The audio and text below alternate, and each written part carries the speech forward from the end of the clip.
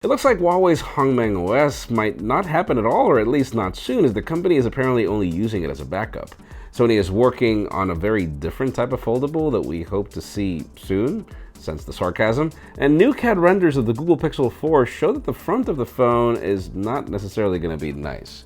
I'm Jaime Rivera, and back in studio number 2, wishing that there were such a thing as, jet lag pills for Monday. This is Pocketnow Daily.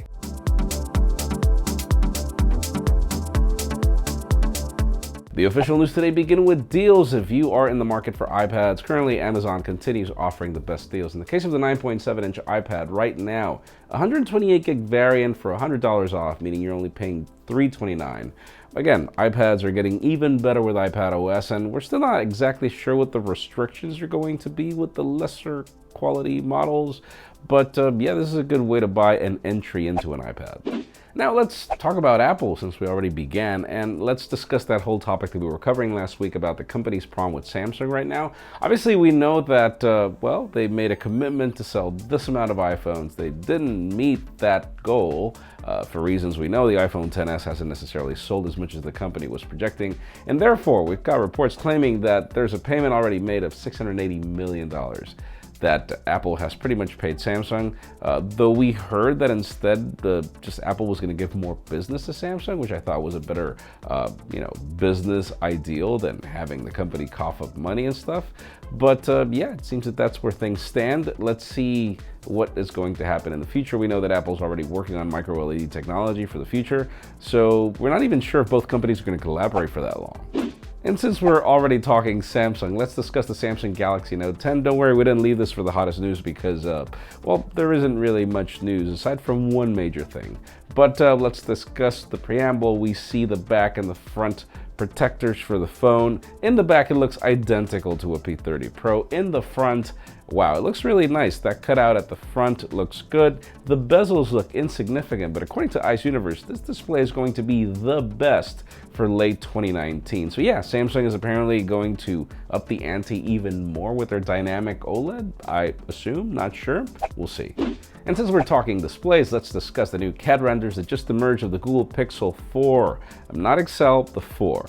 And from the back, it looks as ugly as we expected, with the stove in the corner and everything that we've already seen. But we've been wondering what's going to happen with the front. And we heard that we might get a cutout in the display for the XL variant, but we didn't really know what to expect for the smaller one.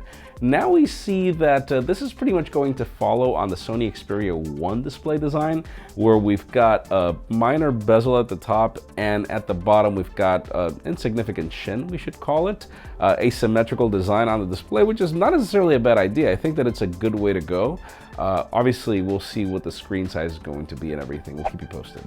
And since we're talking Sony, let's discuss some of the recent rumors of the company working on a foldable. But this foldable is going to be a different thing, because if you remember Samsung, a couple of, I'd say probably a year ago, a little more than a year ago, the company showcased their new rollable display design. And we've seen LG already come up with a TV that can do that. But apparently Sony is working on giving you a phone that's like that, meaning I guess you're going to have like a Sharpie marker and then it unfolds into a phone, or I think it's going to probably be a regular size, like the old phones, and then I don't know exactly what we're getting here. When it comes to specs, we hear a 3200 milliamp hour battery, an LG display, 10x zoom camera, and I don't know, man. I hear something about a Nautilus design, Qualcomm Snapdragon 855 apparently, with an X50 modem, meaning there are 5G capabilities.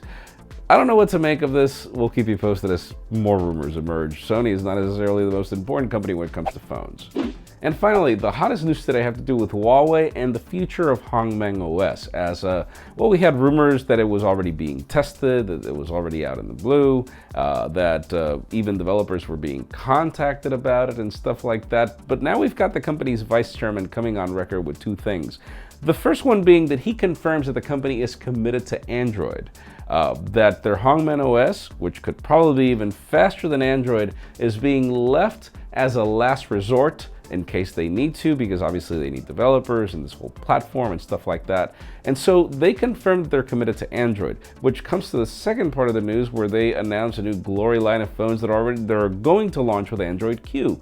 So the funny part is obviously when we've got other information in the United States where Huawei should continue being treated as a blacklisted company. So in today's question, let us know, what do you think? Do you think that it's a mistake for Huawei to hold back their Hongmeng OS, or do you think that it's a good idea? In my case, I think that neither. I think that it's a good idea for them to still launch their operating system, create the platform anyways. But obviously, I'm glad that they're sticking to Android. I just don't know if they can. Obviously, they know more than we do. Let us know in the comments down below. We'd love to know what you think. Friends, again, if you want to get the news earlier, follow us on PocketNow.com and subscribe to both our channels, English and Spanish, for more videos like this one. You can also follow us on social medias. Our extended coverage happens on Instagram. You can follow me on my personal handles as well, if you could see me testing phones out and stuff. Please give this video a thumbs up if you like what you saw. I'm Jaime Rivera. Thanks so much for watching. We'll see you tomorrow.